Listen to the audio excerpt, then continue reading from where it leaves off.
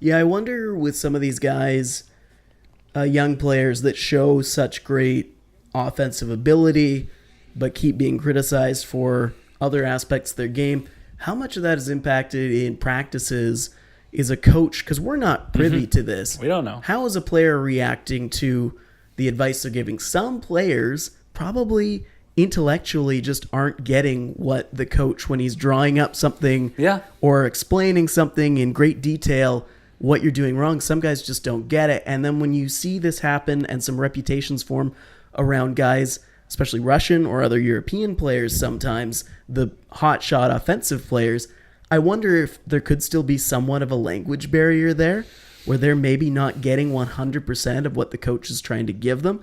And I know there's lots of Canadian and American, good Canadian kids that also miss the point and don't understand. You look at like Zach Cassian's probably a guy that I can imagine coaches getting frustrated with not fully computing what they're telling him to do. But he's a gritty, hard-nosed player. He can still contribute something to the game. There's some guys in the game that you look at, and they probably don't have the skills necessary, but they've got the smarts and they make an NHL career out of it. There's other guys you see with the skills, but don't necessarily have the smarts or aren't able to process the game in the same way that the coaches see it. So maybe they could be successful, but if they can't fit in that coach's puzzle and the coach doesn't trust them to absorb that information they give them, I can see why coaches get frustrated with a guy like Goldobin and bench them, and it's maybe not even for reasons that we are seeing. It's the things that happen in practice. I'm not saying I'm speculating 100% on this. And maybe there's always the case that there's a player that will get by on his skill alone and not put the work in. We've seen that. I mean, and coaches will say that about like Alexei Kovalev in the past, or guys like that some games just, they're very talented players, but they can get away without, caring about how long a shift should be or little things. I just think back to when, and maybe because I haven't read a lot of hockey books, but it was in Theo's book when he went to the AHL and Theo Fleury, he was struggling and he couldn't put up the points he was putting in junior, and he hated what his coach was doing and what he was asking him to do and the way he was telling him to play. And he was just like, I can't play like this, and you need to let me, you let me be myself. And the coach was like, okay, you can do whatever you want on our or their side of the blue line, or their side of the blue line, but you got to play our game outside of that. And as soon as he was given that freedom and that knowledge, that he was allowed to be himself and play the game his way, as long as he skated back hard on the back check, he flourished and he was up in the NHL in no time.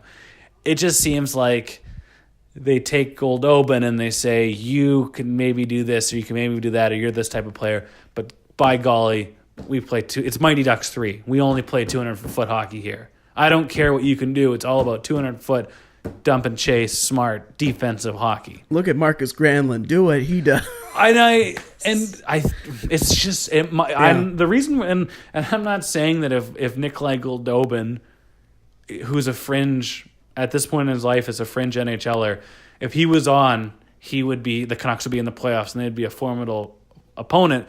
I'm not saying that, but when there's this odd disconnect between a coach and one specific player, or there's an odd favoritism, like we saw it with Willie with his Megnas and his Chapoos, and I see it with Travis Green and his Granlunds,